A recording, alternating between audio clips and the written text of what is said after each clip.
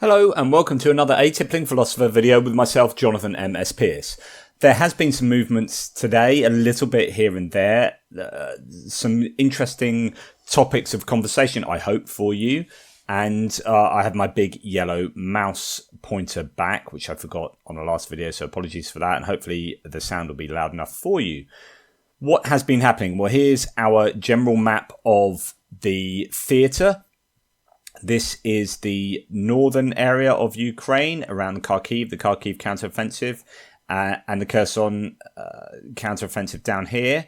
There's also some things to talk about with regard to this sort of Donetsk front along here. But anyway, let's jump in to talk about things going on around the Kharkiv area, or actually really more towards Lyman now.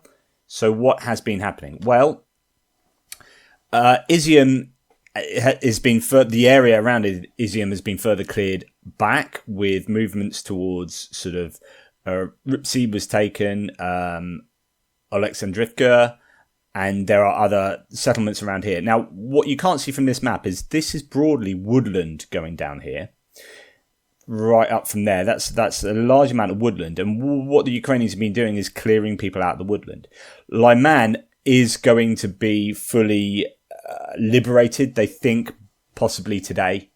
That could well happen today, so watch out for that.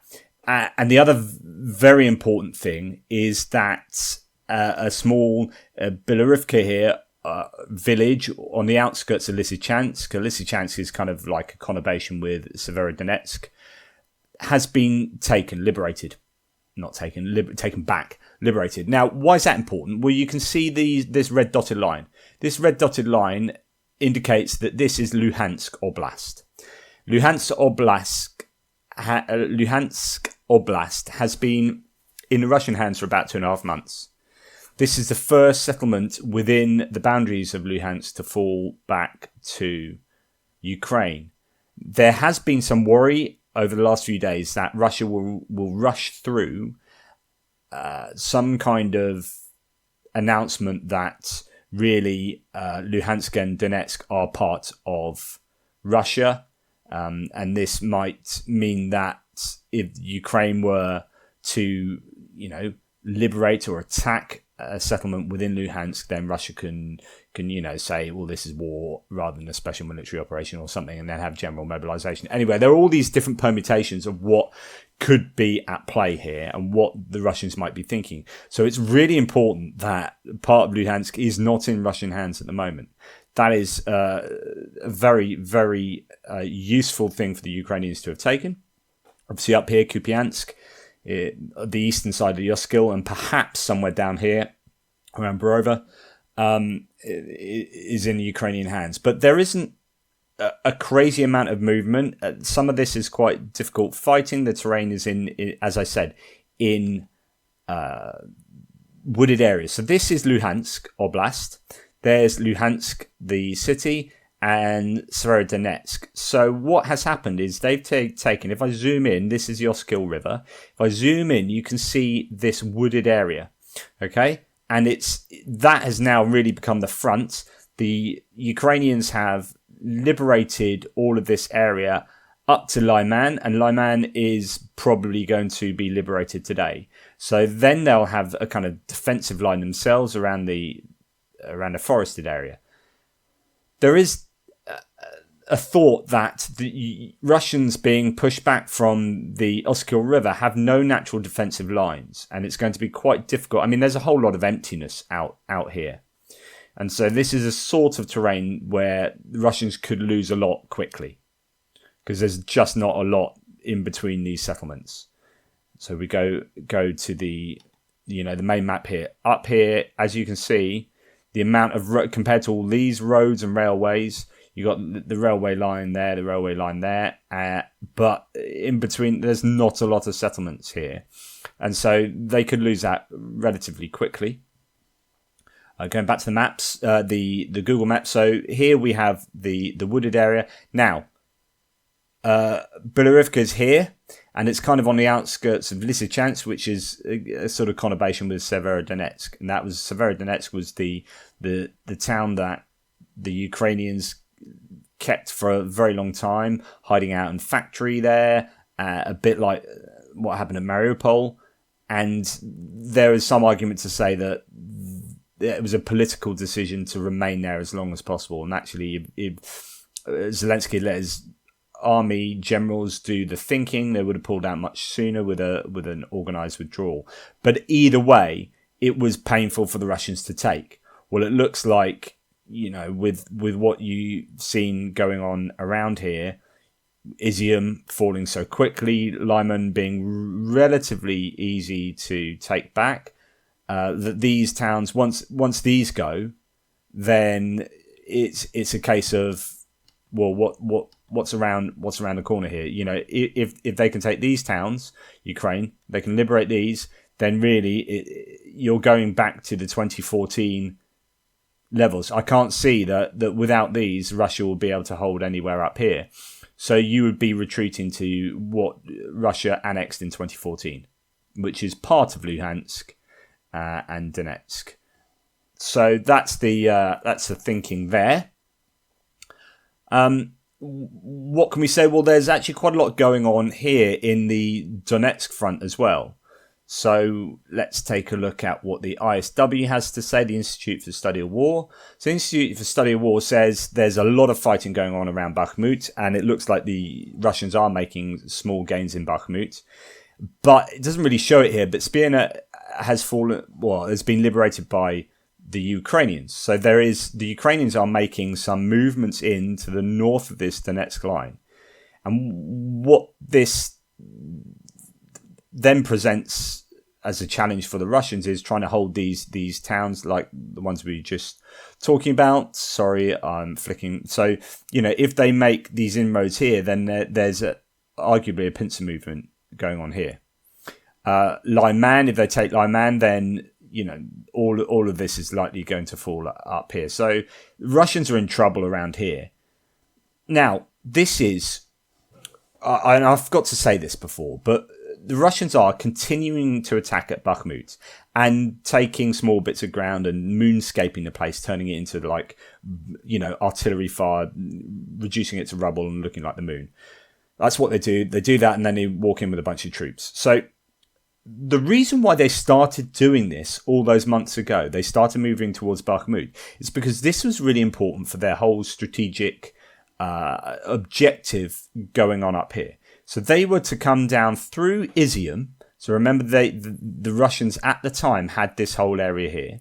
And their idea was to come down through Izium and to connect up. It got smaller and smaller and smaller. Originally, they were going to have this much land. Then it was like this much. And then it was like this much.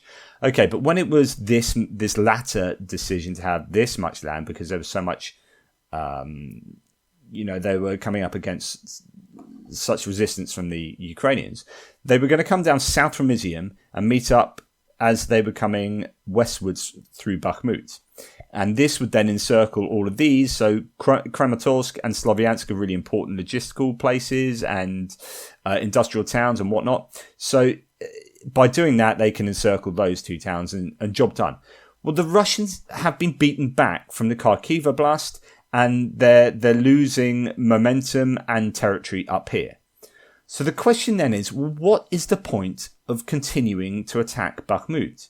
There literally is no point. And this is where you have an argument that the Russians are this top-down military organisation where they take these orders from the top, and unless they are told not to do so, they would just continue to do it. So they're continuing to attack Bakhmut, even though in the long run it's going to move them further away from their sort of safety here, cause them more pain in getting Bakhmut, and lead them more open to issues if they lose up here. Okay, so this is not only pointless now, not only pointless because Izium, there is no thrust coming down here from Izium from the Russians. So this thrust westwards is pointless because it's not going to meet up with the Izium sort of salient.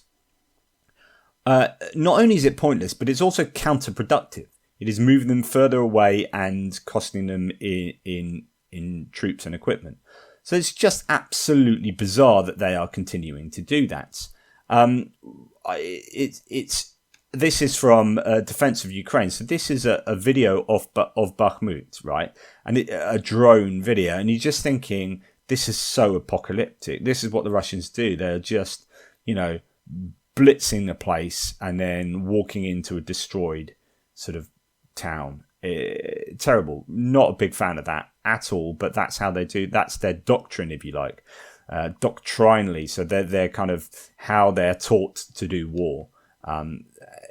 So that's really what's going on up around here. So there are movements around the north from the Ukrainians pushing the Russians back. The Russians are slightly pushing on Bakhmut. And then further down at this corner place, there are troops still amassing. And the Russians and the rest of the world are kind of wondering what's going to happen next. So the rest of the Zaporizhia front is very quiet, at least quiet in the sense that there's not a lot of movement. It's obviously going to still be, stuff going on. So let's go and look at Kherson. Well, there has been some movement in Kherson, not a lot. They're still struggling to get hold of the Vidi Bridge, but they are widening this salient in the middle. So the Ukraine have taken a little bit of territory here, your village, at the edge of this salient. So they're widening that area. Now, there probably hasn't been a lot of movement in Kherson because of the dam being hit and the inability for the Ukrainians to get much supply across the Inhulets River, because this dam that was sort of blown up then caused a lot of water to come down the Inhulets, and that sort of took out bridges and whatnot. So the Ukrainians were finding it difficult to resupply their troops, but now that's being sorted out. They should be back to sort of normal, which is snail pace progress. But there is little bits of movement here and there. What is interesting, and what I probably didn't tell you because I forget sometimes, is the importance of this buffer zone. Okay, why this is so important is I did tell you this is the key to Crimea. Why is this the key to Crimea? Well, one thing is the fresh water I talked about, because there's this pumping station here that pumps fresh water into Crimea that allows them to do agriculture, industry, and live. Now, before they opened this up after the invasion, Crimea had rationing of water since 2014 because Ukraine turned off the water supply. They had dirty water problems. They had droughts. They had all sorts of issues, right? So this is a real bone of contention for the Russians, and that's why they wanted Kherson. However, at the moment, that's not the only problem, okay? So if the Russians lose this area, it means that the Ukrainians can move their artillery and HIMARS particularly closer to Crimea. And the closer they can move to Crimea, the more they can hit strategic objectives. If Sevastopol is able to be hit by HIMARS or by there are these other rockets called ATACMS that at the moment America are not supplying because they have like a 300 kilometer range, and the idea is that they could be used to attack Russian mainland itself, but there's a lot of call for them to be given that, because if they were given ATACMS, they could hit this Kerch bridge that connects Crimea to Russia. They take that out. I mean, that's a bridge across a big piece of water. Take that out and they're in a lot of trouble. This becomes isolated, and but they'd be able to hit Sevastopol. If you could hit Sevastopol by rockets, whether it be HIMARS, if the HIMARS can get in closer, or the ATACMS, then Sevastopol becomes unusable. And if Sevastopol becomes unusable, you're in a lot of trouble, Russia, because that's the whole reason they want Crimea. This is why they're desperate to hold on to this region. It's not just about the fresh water, it's about the fact that if they don't have a buffer zone, Crimea becomes a useless piece of land, because they won't be able to use Sevastopol as a naval port. Now, what's also worth remembering, and I'll go back to the Google map for this, and let's just zoom out a bit. What's also worth remembering is the key to the Black Sea is the Bosphorus Straits here. So Turkey, and this is an international agreement they've had since I think the 1930s or something, they control access to the Black Sea. And when war breaks out, as part of their agreement, when war breaks out, they can close those straits and they have the right to do that.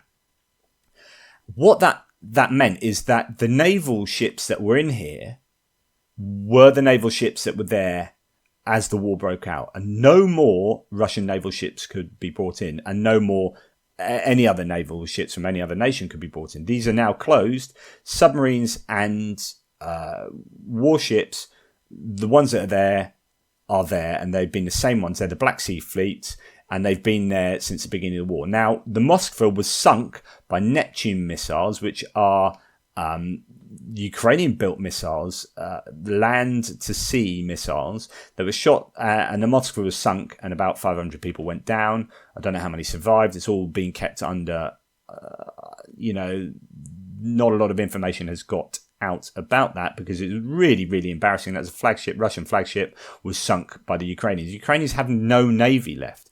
Literally have no navy left. It was sunk or captured or scuttled.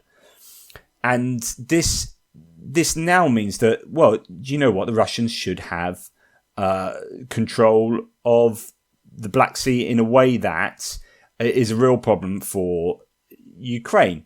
There's this island called Snake Island, which was a very important sort of stepping stone to be able to get equipment to keep the Ukrainians at bay, to keep their sort of the trade at bay, and also be able to hassle the Ukrainian land. But then Snake Island was lost. It was just bombed, and eventually Russians pulled out.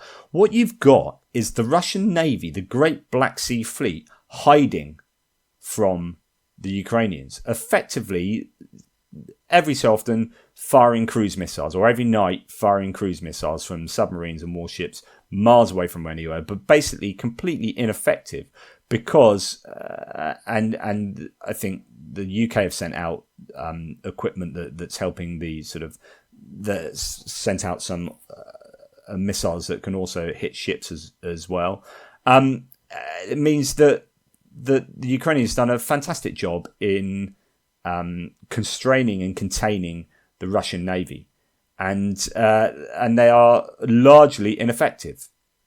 Rather like the Air Force at the moment, somewhat ineffective. The Russians have lost something like 5 jets in 10 days. The Ukrainians have lost one as well just recently, but the Russians are taking a hammering on a number of different sort of fronts in a number of different ways. Now, talking about not being given ATACMS, there is this idea, and this is Phillips O'Brien saying, an interesting thread here from Mykola Bieliskov. Interesting thread, reasoning that the Biden administration is not giving Ukraine more advanced weapons because it's thinking Russia can be defeated with what Ukraine has, and as such it's not worth the risk of escalation by adding more advanced systems to Ukraine's capabilities. They don't want to add more advanced systems because if they get captured, then Russia can find out how they work. They want to get away with Ukraine winning with the least amount of help, if you like. I mean, they're being given heaps of help, but we are not giving them Western aircraft. We are not giving them the long-range capabilities that would actually pretty much put an end to this. I mean, if they gave them those long-range rockets, I'm sure it'd be over far more quickly than at the moment. But they're deciding not to do that for reasons that are known to them. But it could be, to do with the intelligence, not wanting to lose military intelligence, not wanting to escalate the war, as O'Brien says here. So that's a really interesting element of that. Talking about intelligence, so this was a few days ago now, but I often wonder when the Ukrainians capture these command and control vehicles. This is a modern command and control vehicle. There's another one that was a really modern one that was captured, I think, yesterday or the day before.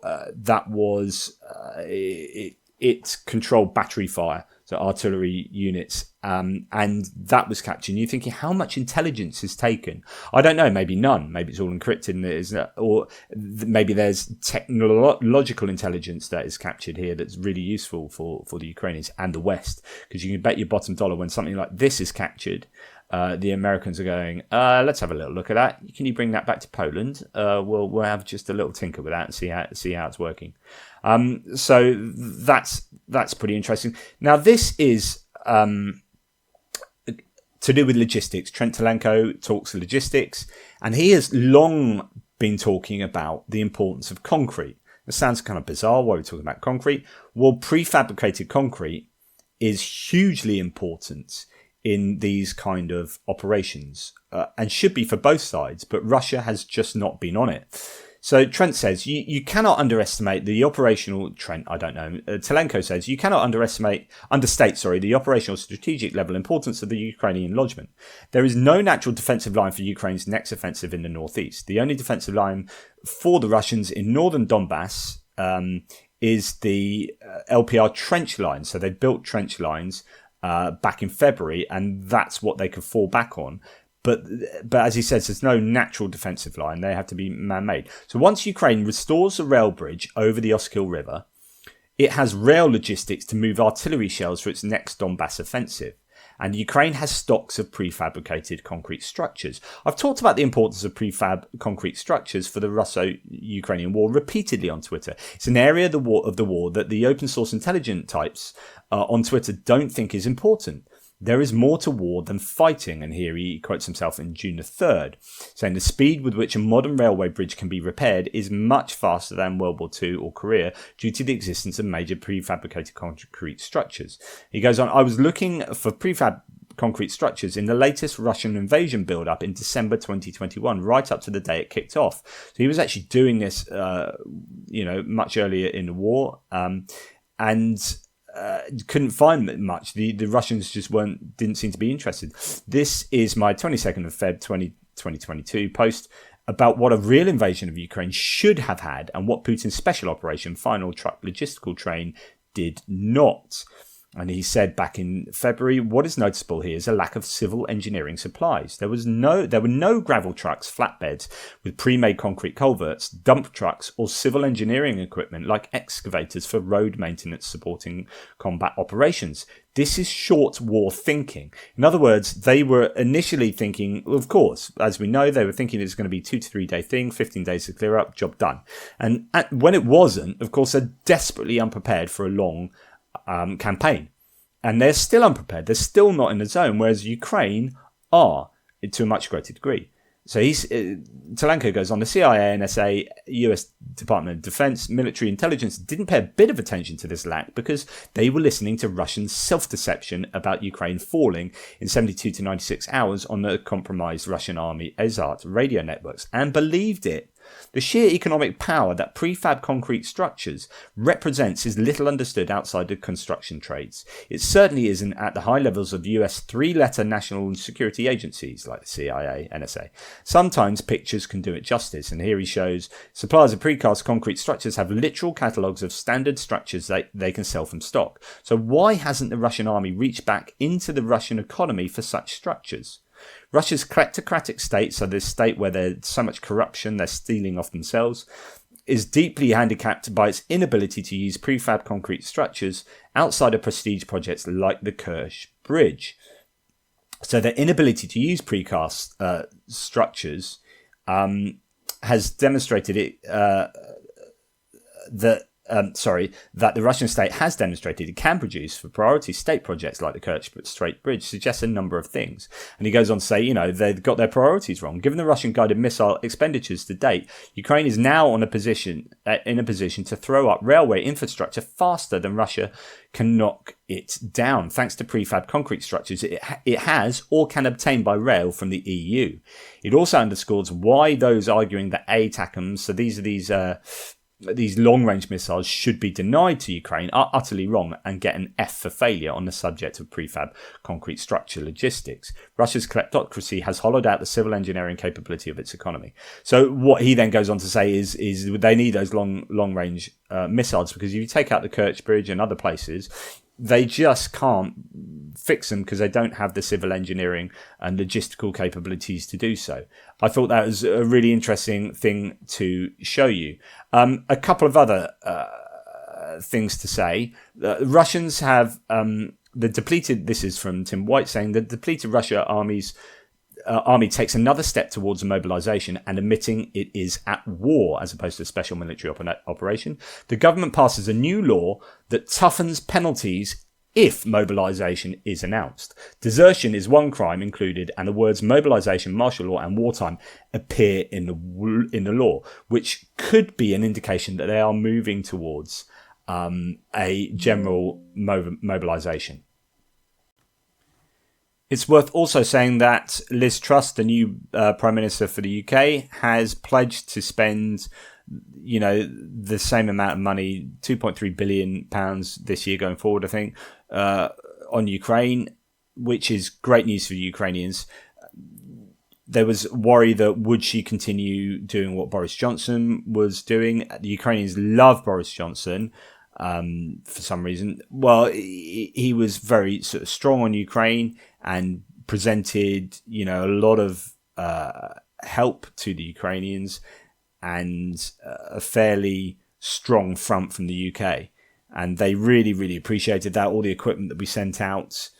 So, yeah, he got the big thumbs up from Ukrainians. But with him going, they were worried that, would Liz Truss continue to do this? Where does the UK stand? Because actually we're a really important ally. Well, good news for the Ukrainians that Liz Truss has wanted to remain strong on that front. She's probably looked at Boris Johnson and thought this did wonders for his public image, certainly outside of the UK, and made him look strong and competent. So if I continue doing that, maybe I'll look strong and competent as well. And it's probably... the public appear to be broadly in support of that kind of policy. So, that's what Liz Truss has done. That's a lot of money. Ukraine must be pretty happy with that. A few other things to say. So here's just Tim White giving a few little hints to what happened yesterday. So the Russian embassy in Canada was firebombed. Someone threw a Molotov cocktail at it. Russian soldiers sexually assaulted a 4-year-old. So there has been a number of accounts now of children who have been assaulted by soldiers, Russian soldiers. The list of war crimes is phenomenal. War crimes and all crimes that the Russians have done. Absolutely phenomenal. And it looks like Izium could be looking worse than maybe initially thought in terms of the number of war crimes that took place there, number of dismembered bodies and all this kind of terrible stuff. This is an interesting one. So, and again, this is from, I think, the Insider is a Russian, I don't know if it's more of an alternative, not doesn't toe the party line as far as what the government wants in Russia, but it's reporting in Yakutia, employees of Gazprom were ordered to give 1,000 rubles, so $17 each, to the military for medicines. That's over 40% of the average weekly wage in that freezing part of Russia, which is the average wage is 2,370 rubles, and that was 1,000 rubles they're being forced to give to the army. So is that a sign that Russia are in trouble there? And a big suspicious fire in a city. So this is again another example of hashtag Russia on fire. The people in Russia who want to show resistance to what their government is doing, what their dictatorship is doing, are setting fire to a lot of stuff. Some of it might just be natural, some of it might not be dodge, but there's so many huge fires that there has to be something going on. And here, Kremlin said is a paint and varnish plant in Izhevsk, but that's a city which is one of the main military manufacturing centers of Russia. So sabotage is a likely candidate for what's taken place there. Another example of a huge fire at industrial locations. So there you go. A couple of other things. Something else that's worth talking about is this idea that when you see the Russians locate the locations of Russian troops and where they are at their bases. I'm not talking about huge bases. I'm talking about the little installments where they are, where they're camping out. All the footage we see they are in disgusting states.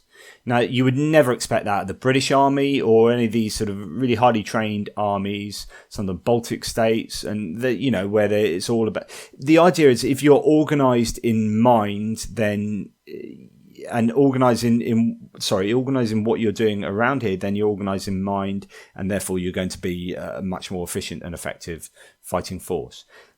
The absolute mess that the Russians are living in when they are camped out as soldiers is pretty shocking. I've seen some absolutely amazing footage of just the state that they lived in.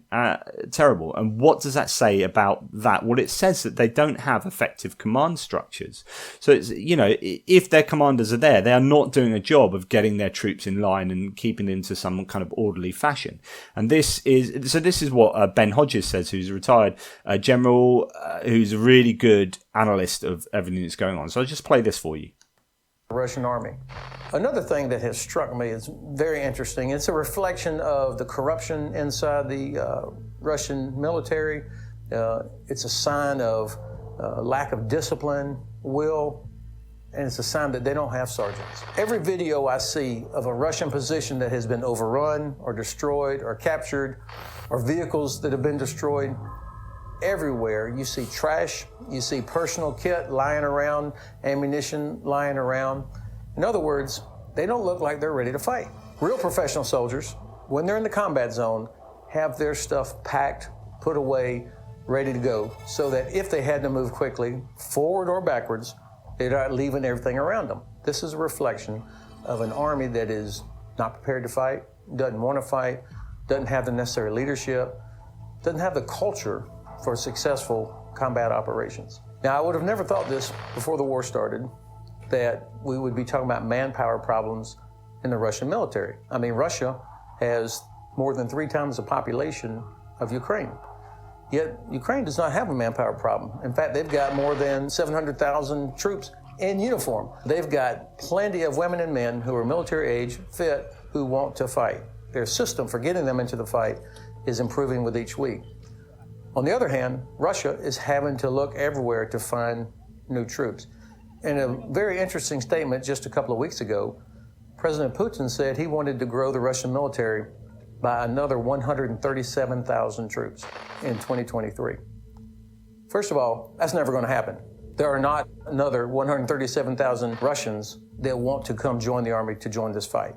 All the numbers that I see coming out of the Kremlin turn out to be false. They can't even fill the formations that they have now. But it is perhaps revealing that he would acknowledge that they've got to grow the size of the army. It's always been interesting to me that they have decided not to do a mass mobilization where you could harness all the manpower that's there. They're not doing this because, number one, they would have to admit that what's happening is a total disaster right now so far. And also, I think they would be humiliated. Where's the Russian? So that, I think, is really interesting, and I've definitely seen evidence of that. Pretty shocking in all the footage I've seen of Russian positions. They've been a complete state, and it just goes to show how what a state of disarray they are in terms of the number of troops and the type of command they have in charge. Or not, as the case may be. And then, he went on to talk about mobilization issues and the fact that Ukraine has far more readily available troops who are willing to fight for their country. They've got something to fight for, and Russians, they don't really want to fight. They're having to do forced conscription, and now they're changing the rules even more to try and get mobilization without mobilizing. Another thing that has been recognised, I won't show you the sources, but believe you me, you can find them on Twitter. The Russians have pulled out some of their S-300s, some of their air defence units from St. Petersburg. One of the main cities. These are their defences in case NATO do X, Y, and Z. Right? They've pulled them out to bring them down into Ukraine, which shows you that they just don't have the equipment. They don't have the armament to do the job. That their army is not nearly what we thought it was. And the attrition of their equipment has meant that they are pulling key pieces of defense equipment out from Russia, where it is supposedly doing a defensive job, and having to bring it to the front line in Ukraine. That tells you quite a lot. Now I'm going to play you a literally about 30 seconds of a speech from Zelensky. But when we talk about why there has been this lack of momentum carrying on from the particularly the Kharkiv offensive, and I've talked about that a couple of times. Here is Zelensky giving you a bit of context as to why there has been no movement, and it is all about preparation. Нашу здатність боротися і перемагати. Можливо, зараз комусь із вас здається, що після ряду перемог ми маємо певне затища, але це не затища. Це підготовка до наступного ряду. До наступного ряду дуже важливих для нас усіх слів, які обов'язково мають звучати. Бо Україна має бути вільною. Уся.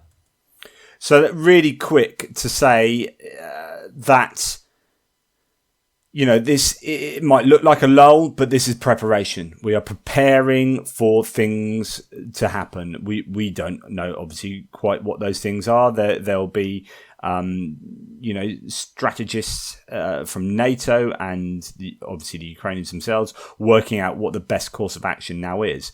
But it's interesting to talk about concrete and talking about railway. Is it going to be about making sure that before they go eastwards here, that they've got all the railway logistic capabilities that they need in order to transport artillery ammunition? We know for a fact that the Russians were out shelling the Ukrainians by an order of magnitude. Okay, the amount of shells that Russia was sending over their lines compared to the amount of shells that the Ukrainians were sending back, I can't remember what the stats are, but they were hugely in favour of Russia. And what happened is, as soon as the HIMARS came on the scene, they started hitting these, particularly down in the Kherson area, they started hitting these bases, these dumps, these depots with that had huge amounts of ammunition and destroying them. And then they hit the bridges. And what this has shown is that actually the shells just aren't being returned now. The rate of fire back from Russia to the Ukrainians is a fraction of what it was. And that can be said, you know, up and down the lines. This shows you the crucial importance of logistics. If you don't have logistics, you don't have usable weapons. And, you know, the moment I imagine the Ukrainians are making sure that if they do another attack, wherever it is, that they have the logistics behind them, the supply lines totally sorted out, and contingencies as well. Good news that Ukraine, who use these long-range artillery, as well as the HIMARS rocket systems, they have long-range artillery that have greater range than the best Russian artillery, well, most of the Russian artillery. And they have these AHS Crabs from Poland. What else do they have? They have Caesars from France, and they have Panzer Howitzers, PHZ 2000s, Panzer Howitzer 2000s from Germany. And I think they took some from the Baltic states. So Germany is now promising another 3, I think, that will bring them up to 16. And although there's a few maintenance issues with those particular pieces of artillery, they are supposedly the best piece of artillery in the world. There is the Panzer Howitzer 2000s are supposedly the number one bits of kit, and that's really good news because it's all about the range. If they don't have ATACMS, these long-range 300 km, you know, missiles, then hey, let's have the very best artillery they can get their hands on. And for America, it has been giving them the best they can without escalating. The question is, will they just stop giving them better and better equipment now because they think actually Ukraine can win this without that top range equipment? So anyway, there you go. I'll probably do a separate video or explaining the makeup of the army, like I keep promising. But that's what's been happening. It is a little bit more dynamic at the moment than it has been over the last few days because there are movements up, particularly up in the Izium, Lyman, Severodonetsk region. And as I said, questions about what the hell Russia are doing in Bakhmut. Anyway, thanks for watching. question everything, particularly yourselves, but also question me. Don't take anything I say as gospel truth, make up your own mind as to what you think is going on. Hopefully, I'm being fair and balanced. I am obviously pro-Ukraine because Russia are the invaders into a sovereign land and have absolutely no right to be there and have committed endless war crimes and need to remove themselves from Ukraine as quick as possible. But I don't want to also be blinded by optimism for a side that I favour. So hopefully this is fair enough. Anyway, thanks for watching. Please join, like, subscribe, hit the bell. I don't know, all those things. Or you can buy us a coffee or whatever you like. Thank you so much for bearing with me.